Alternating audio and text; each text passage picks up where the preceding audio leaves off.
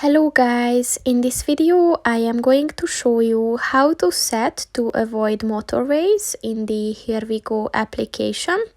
But first I just want to mention, don't forget to subscribe to my channel, because at 10,000 subscribers I am going to show you my whole YouTube revenue statistics and growth strategy, as well as how to make money online.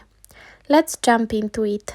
First of all, open the application on your phone.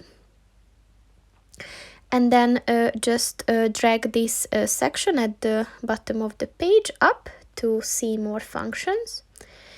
And at the account and settings section, click on the settings button.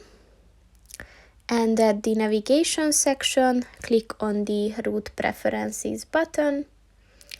And if you scroll down at the avoid section, look for the avoid motorways button.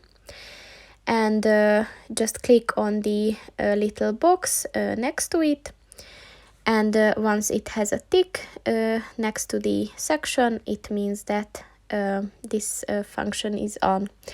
So that's pretty much it for this video, guys. See you in the next one. Goodbye.